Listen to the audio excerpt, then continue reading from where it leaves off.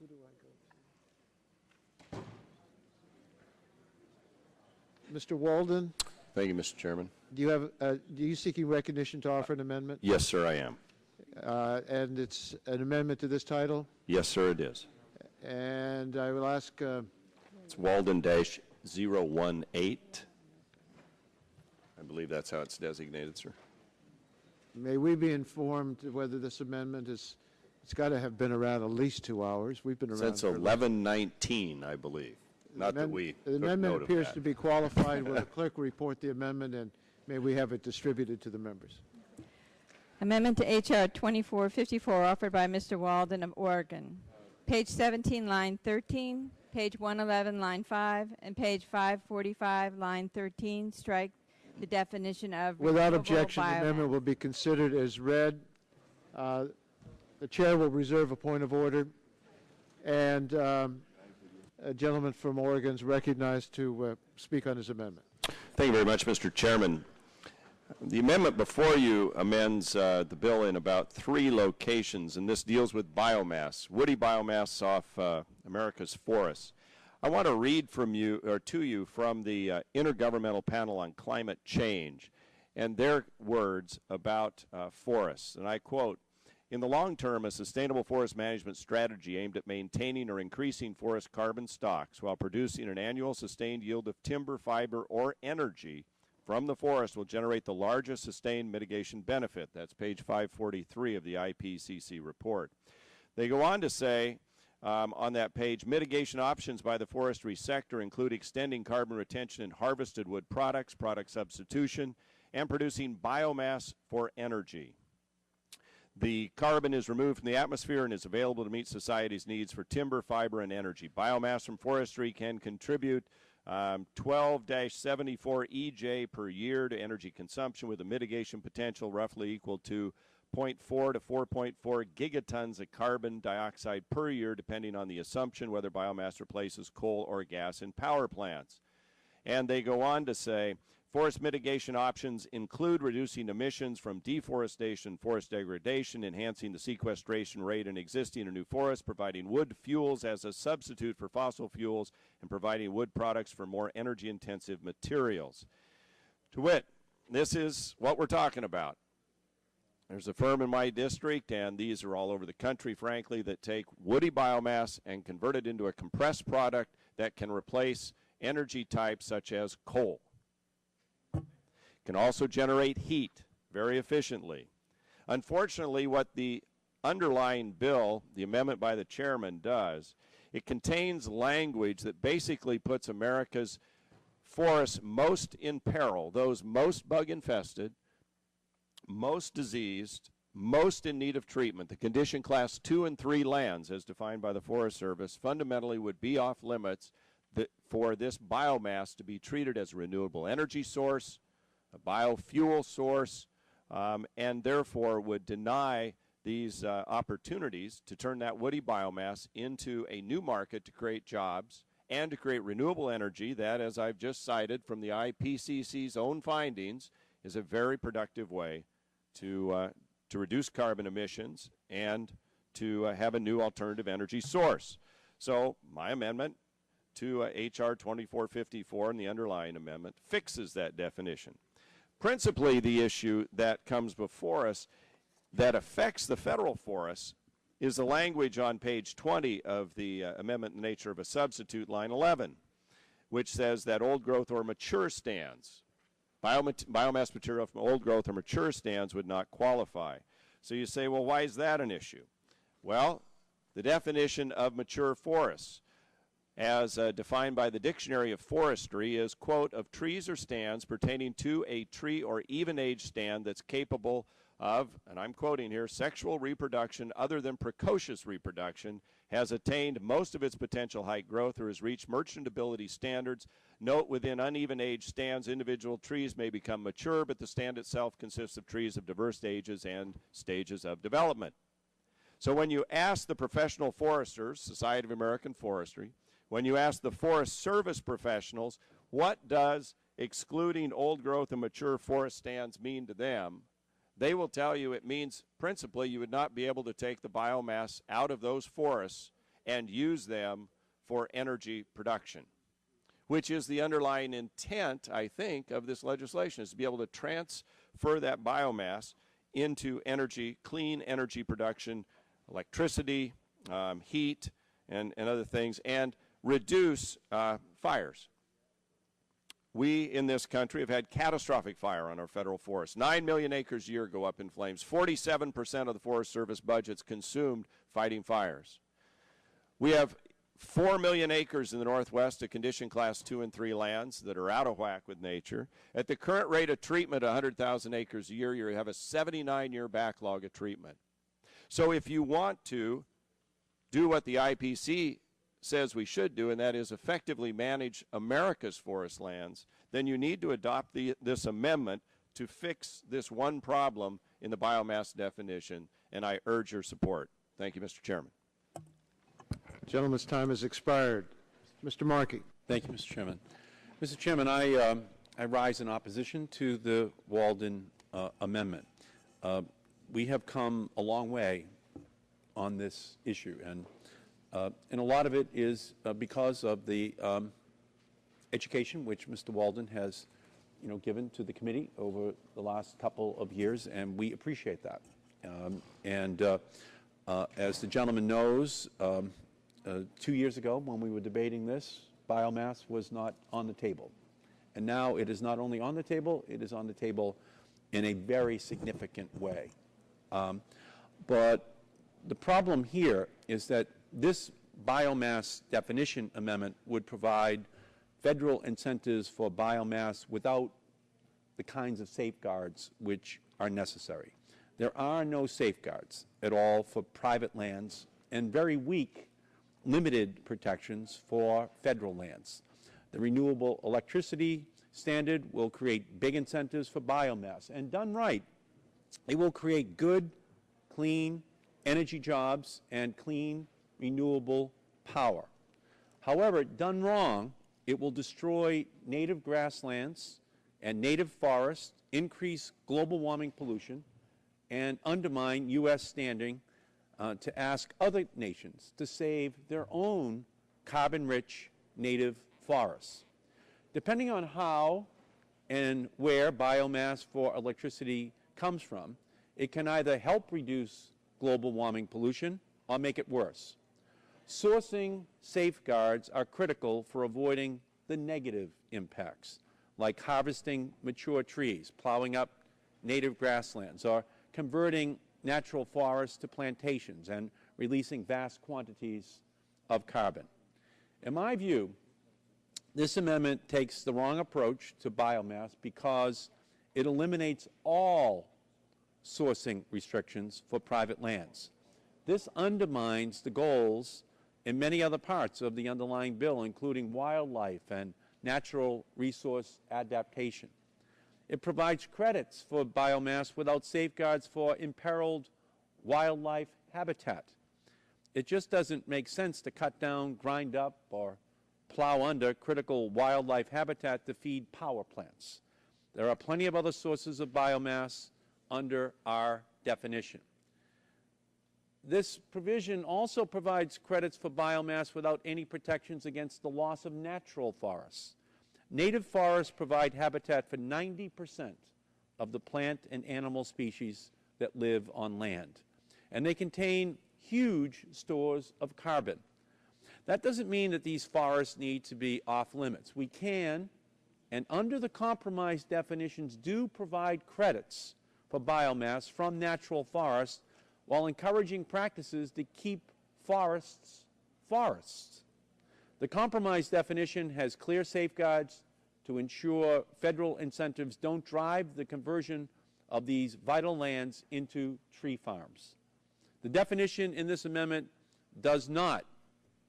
So what we have here is a balance that we've struck. We've come a long, long way. 80% of what the gentleman was talking about a couple of years ago is now included.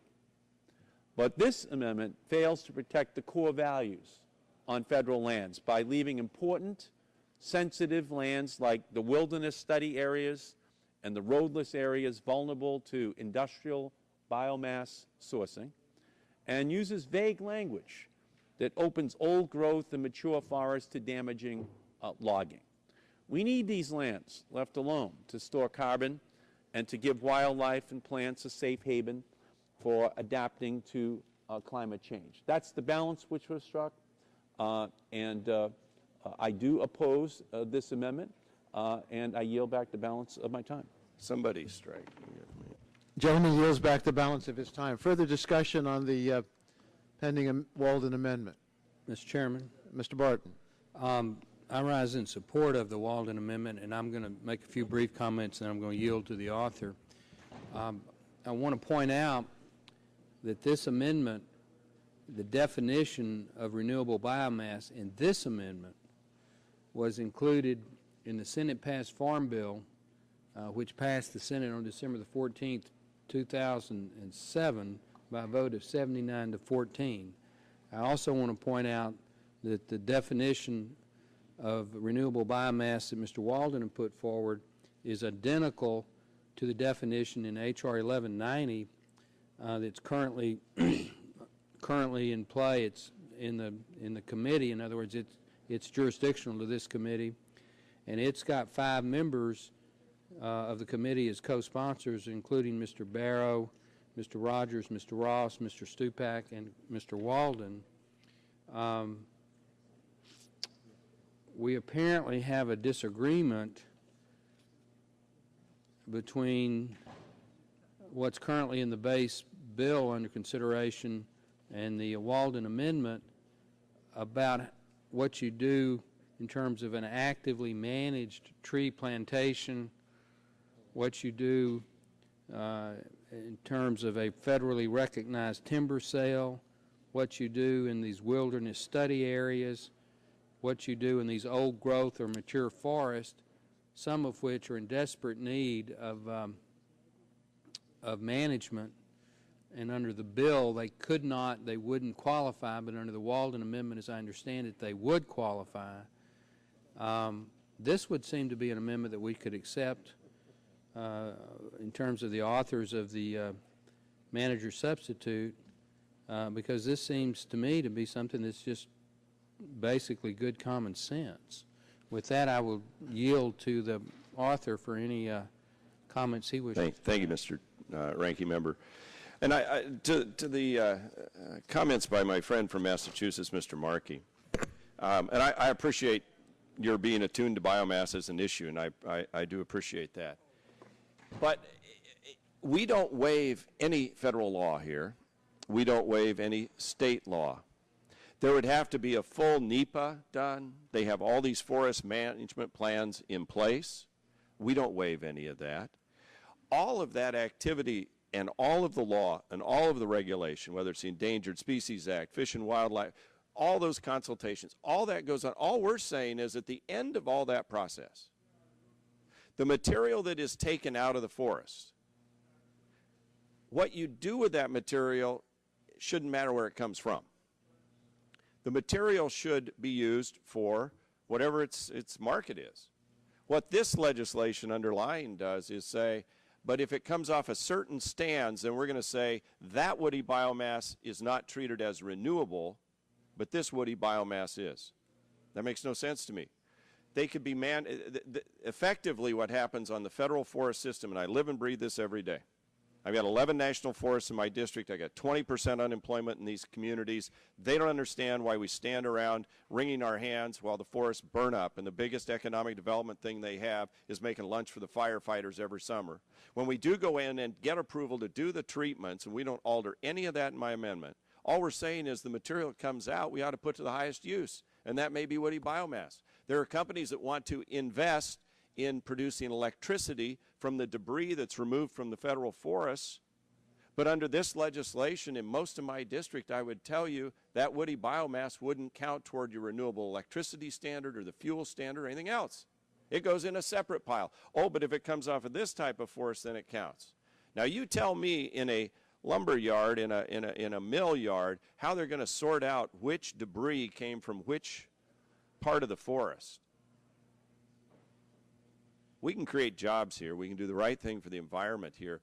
But to say we've dealt with woody biomass in a wonderful way is not really the case when you then have this underlying hook of language that says, oh, but if it comes off a mature forest or an old growth, then that material doesn't count as renewable. But the same debris off a different type of forest does count. I mean, I don't get that. And what you're going to end up here with is enormous litigation over the term mature forest.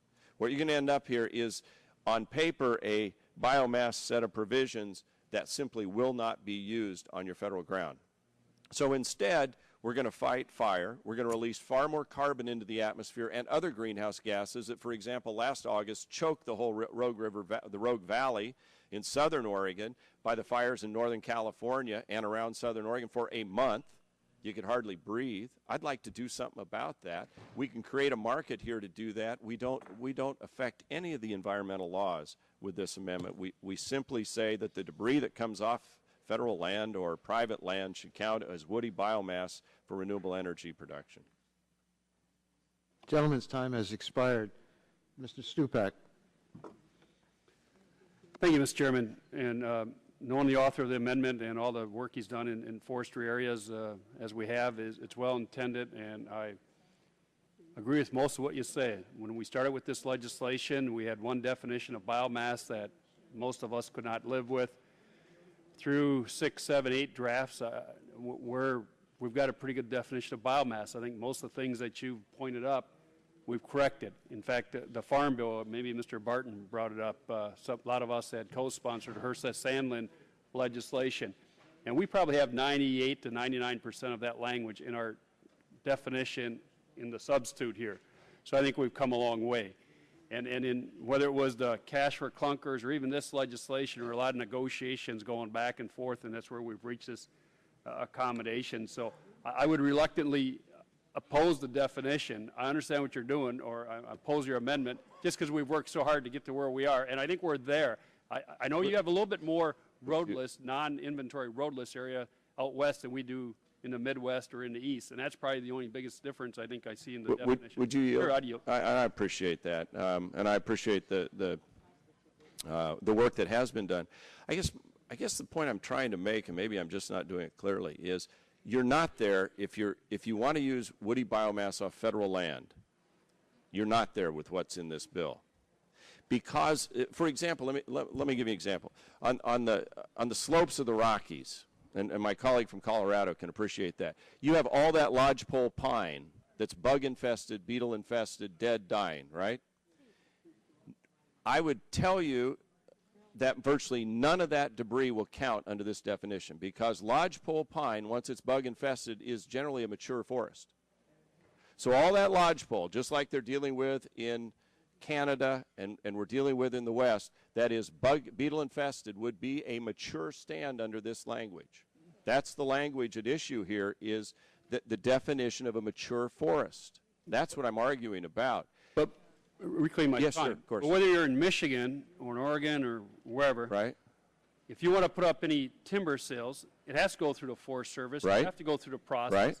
And those bug-infested areas, right, a mature forest, many times they'll allow you to go in and clean right, them out. It's a timber sale, right, and you're going to bid whatever you think that value is. If right, it's going to be biomass or if it's going to be log pole. Right. That's what's going to sort of determine the right, value of that bid. Absolutely. So you still have access to it. Absolutely, but the point is, take it and use it for biomass. But it won't count toward your renewable electricity standard. It won't count toward your biofuel standard. You disqualify it by saying if it comes out of a mature forest, it does not count. That's the language in the bill on page 20. But if you take a look at the language there, you're allowed under a timber sale to use it in woody biomass in the right, language we finally negotiated. That is true, except that it won't count toward the renewable energy standards.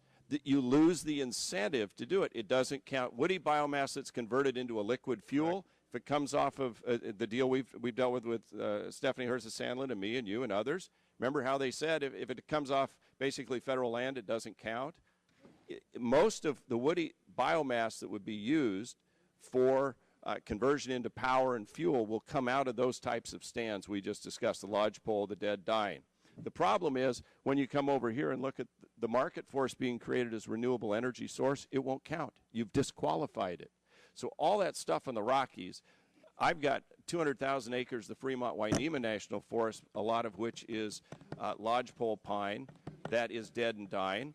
They go in and clean all that out. They're going to anyway. All those other laws apply. It's just when it comes to whether or not you put that in a burner and generate electricity, if it came off that lodgepole pine forest, it won't count as renewable energy. See, our interpretation is that all the wood removed from federal land, Right. all biomass material Right. removed from federal lands is eligible for credit as long as it's not in violation of the timber Right. sale that was put Right. up, sensitive lands. And we go Right. through and when we list them all, what they would be.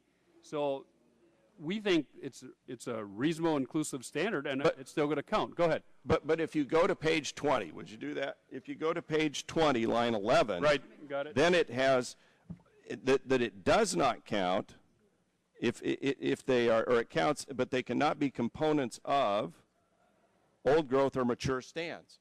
That old growth and mature stand says even if you went through everything you just identified to harvest through all the other laws, once you get that material decked out somewhere, if it came off a mature stand, which is most likely all that lodgepole, you can't count it as biomass.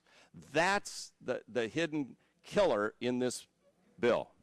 That's what, it all sounds good up to that point. It is that definition. So you're absolutely right, Bart. The Forest Service still has to go through all those rules and regulations to do all their sales and everything else, all the NEPA studies, all the consultations, all the environmental work.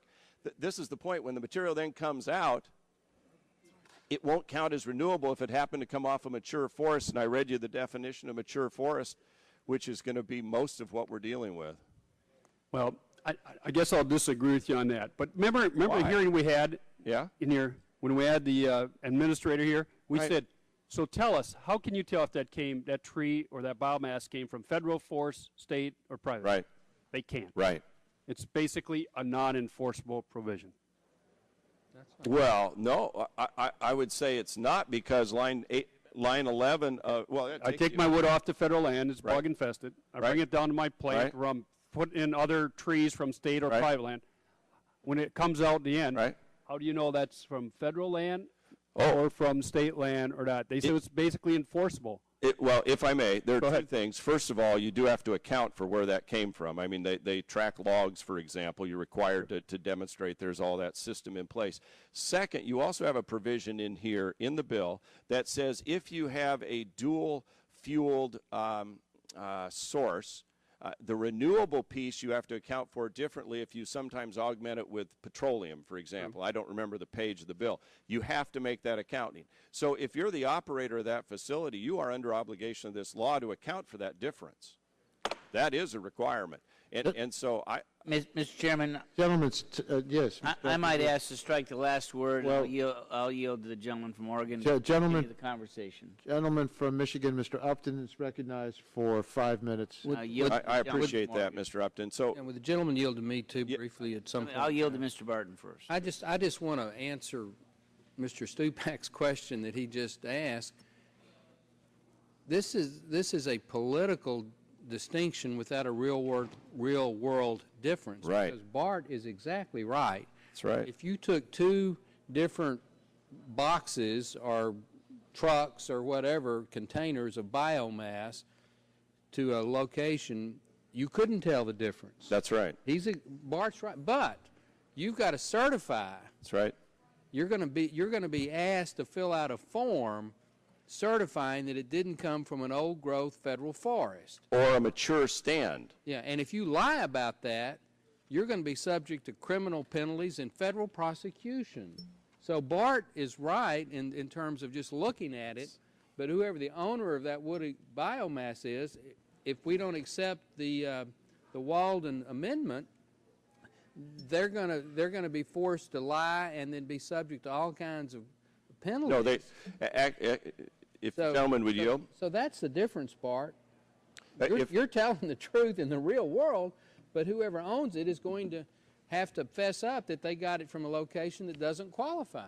And actually, we do, as the federal government does prosecute people who steal logs off federal land or don't account for them properly, as they should. And so you're absolutely right, Mr. Chairman Barton, or former Chairman Barton. Future. Future. That's my whole point. Just as Bart said, you go to the Forest Service, you bid on the contract, you haul out this stuff, it goes into a yard. This bill says if it came off a mature forest, it doesn't count as renewable biomass. That's what this bill says. That's what I'm trying to correct. And as long as we get, if you yield. Sure. Well, as long as it was in a timber sale. right. And not out of the sensitive, and it's not moved in excess quantities, it still counts under our definition of biomass. Unless and that's where I think we disagree. No, it does not, because you have a qualifier. Just go back to page 20, line 11. You're going to have to certify where it comes from. It actually start at line 8, and it says it describes all these things that are biomass. And that part, my colleague from Massachusetts is right. That's fine. But then it says that are, quote, not from components of the National Wilderness Preservation System, no problem there, wilderness study areas, inventory roadless, old growth or mature forest stands, components of the National Landscape Conservation System, I can tell you stories about that as well, national monuments, national conservation areas, designated primitive areas, or wild and scenic river corridors. We actually, by the way, do management work in most of those areas. I wrote a huge wilderness bill for southern part of my district, the first cow-free wilderness in America. One of the management goals off of that is to remove juniper, get it back in balance. The juniper that comes out of there, because it's in the National Landscape System, won't count as biomass under this bill. And in the real world, it's all biomass. Woody biomass is woody biomass. Right. It shouldn't matter where it comes from, as long as where it comes from is harvested under the pertinent federal and state environmental and forest management rules. And we are trying to improve the habitat for sage grouse that may well become listed. Part of that management strategy is to remove the juniper off the range. It consumes 50 gallons of water a day. And so that woody biomass from that juniper coming off the range that might be in the NLCS won't qualify. Why not? Why wouldn't we create a market that creates jobs, that uses this stuff that comes out to produce alternative energy that the IPCC says is actually good for the environment, because you're not necessarily burning coal or fuel oil? This all makes sense to me, and I'm struggling with what the problem is here. I'll yield to Mr. Stupak if he wants to. You want to respond? No, I think we beat this one to death. Well, I believe we're okay with it. I can see where you're coming from, Greg, but let me just. I think we're still okay with it there. Let me just conclude then. Go ahead. Just know when this becomes law, and you go home to Colorado, or you go home to where you have a federal forest, the woody biomass that comes off of that most likely will not qualify. Just know that. Because the definition of mature forest is such that it will disqualify that under this bill. Does the gentleman from Michigan think that if this bill becomes law without the Walden Amendment, that the implementers of the law are not going to ask the question about where the biomass that's presented comes from? I think they will ask the question as to this ethanol made from your woody biomass. Where did it come from? What percentage was from federal and things like that? They'll probably do it. When you take the total mix, I think we're going to be okay with it. Also, having been negotiated, I said we did about 8 drafts of this. I'm not naive to think that whatever we put in this is the last say on it. This is the committee substitute. We're still got to go to the floor. We got to go to the Senate. And this has been a tough negotiations we've been doing. There's going to be many opportunities to try to change it again. And I think Mr. Walden raised some good points we should look at further. But I think we've got an agreement on this side, and I have to hold to my word and our agreement on this side on this definition. Mr. Markey was looking to be yielded to. I don't know if whoever has time. Well, the time has expired. Time has expired. From the gentleman Reluctantly, from Michigan. Is there further discussion of this amendment, or are we ready to vote on the amendment? If we're ready to vote, do you that's what you always say, but you've got 5 minutes and you don't have to use it all. Watch this time, Mr. Chairman. I simply want to rise in support of the gentleman's amendment. Arizona has a vast amount of acreage, indeed, I think the largest acreage in the nation of the type that Mr. Walden has described. I fear that it fits in precisely the category he described, and that the incentive there to clear it will not exist. We have suffered severe forest fires, and I am greatly concerned about this. I appreciate the work that Mr. Stupak has put into it and his thoughtful comments, and I hope he'll remain open-minded as we go forward. And with the chairman's permission, I'd be happy to yield. Would you yield on?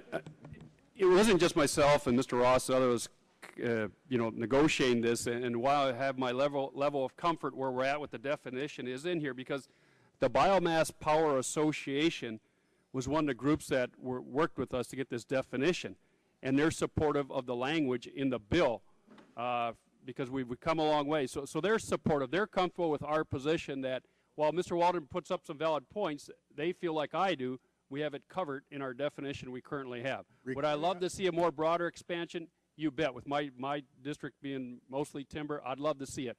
But we've gone as far as we could. Even the association, the Biomass Power Association, supports what we've done in the bill. So, like I said, I'm comfortable where we're at, and I think the fears are, well, you got some merit to what you're saying, but I think we're covered. And so does the Power Biomass Association. Reclaiming my time, my only hope is that we are covered, and if we're not covered, you will listen to us on that point. I yield to the gentleman from Washington. Oregon, pardon me. Washington was once part of Oregon, and then we gave it up. I just want to conclude by again reading for you the definition of the definition of mature from the Dictionary of Forestry provided to me by the Society of American Foresters. Just so you know, I'm not making this up. It says that a mature forest is of trees or stands pertaining to a tree or even age stand that's capable of sexual reproduction other than precocious reproduction, has attained most of its potential height growth, or has reached merchantability standards. Note, within uneven age stands, individual trees may become mature, but the stand itself consists of trees of diverse ages and stages of development. You are going to litigate this forever if you try and use biomass off most federal forest lands and have it count toward a renewable energy standard. I realize you've cut the deals. I realize the associations have cut the deals, and they've cut most of your national forests out of the deal, and they've sold a lot of us out. Chairman, I yield back almost half of my granted time. Well, thank you very much. We'll now proceed to vote on the Walden Amendment. All those in favor of the Walden Amendment say aye. Aye. Opposed, no. No. The noes appear to have it. Mr. Chairman, I ask for a roll call. Okay, we'll go to a roll call vote. Mr. Waxman. No. Mr. Waxman, no. Mr. Dingell. No. Mr. Dingell, no. Mr. Markey. No. Mr. Markey votes no. Mr. Boucher. Mr. Boucher, no. Mr. Pallone. Mr. Gordon. Mr. Rush. Ms. Eshoo. Ms. Eshoo votes no. Mr. Stupak. Mr. Stupak, no. Mr. Engel. Mr. Green. Ms. DeGette. Ms. DeGette, no. Mrs. Capps. Mr. Doyle. Mr. Doyle, no. Ms. Harmon. Ms. Harmon votes no. Ms. Schakowsky. Mr. Gonzalez. Mr. Gonzalez votes no. Mr. Inslee. Ms. Baldwin. Ms. Baldwin, no. Mr. Ross. Mr. Ross, aye. Mr. Weiner. Mr. Weiner votes no. Mr. Matheson. Mr. Butterfield. Mr. Butterfield, no. Mr. Melanson. Mr. Melanson votes aye. Mr. Barrow. Mr. Barrow votes aye. Mr. Hill. Ms. Matsui. Ms. Matsui votes no. Mrs. Christensen. Mrs. Christensen votes no. Ms. Castor. Ms. Castor votes no. Mr. Sarbanes. Mr. Sarbanes votes no. Mr. Murphy of Connecticut. Mr. Space. Mr. Space, aye. Mr. McNerney. Mr. McNerney, aye. Ms. Sutton. Ms. Sutton, no. Mr. Braley. Mr. Braley, no. Mr. Welch. Mr. Barton. Mr. Barton votes aye. Mr. Hall. Mr. Hall votes aye. Mr. Upton. Mr. Upton, aye. Mr. Stearns. Mr. Stearns, aye. Mr. Deal. Mr. Deal votes aye. Mr. Whitfield. Mr. Shimkus. Mr. Shimkus, aye. Mr. Shattuck. Mr. Shattuck votes aye. Mr. Blunt. Mr. Blunt votes aye. Mr. Boyer. Mr. Boyer votes aye. Mr. Radonovich. Mr. Radonovich, aye.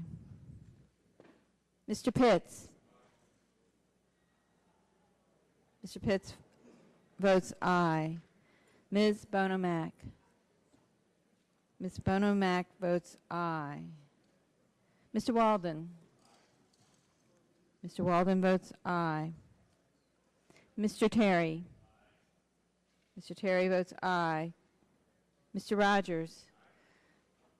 Mr. Rogers votes aye. Mrs. Myrick. Mrs. Myrick, aye. Mr. Sullivan. Mr. Sullivan, aye. Mr. Murphy of Pennsylvania. Mr. Murphy, Pennsylvania, aye. Mr. Burgess.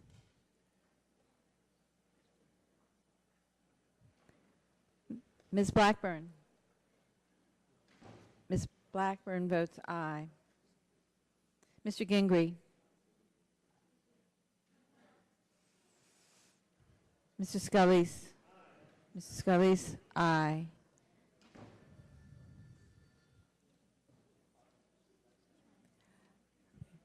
Ms. Schakowsky. Ms. Schakowsky, no. Mr. Burgess. Mr. Burgess, aye. Mr. Inslee. Mr. Inslee, no.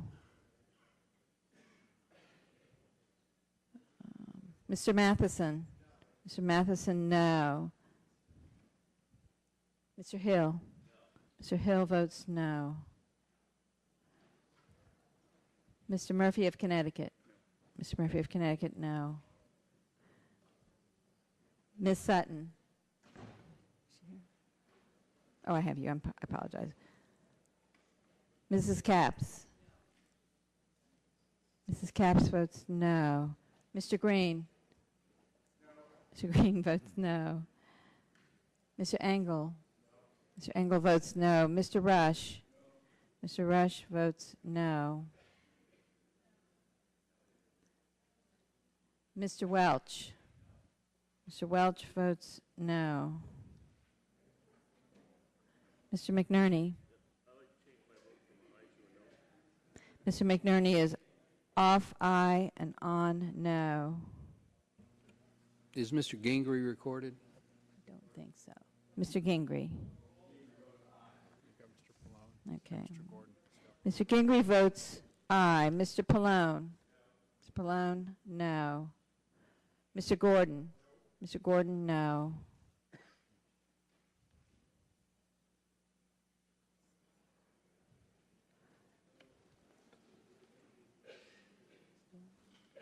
Have all members responded to the vote?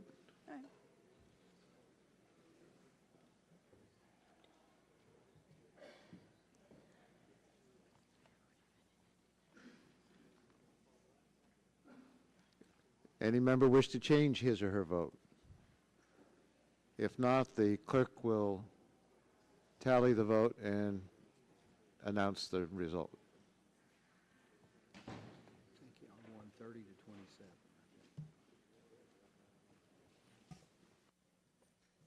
On that vote, Mr. Chairman, the ayes were 26, the nays were 32.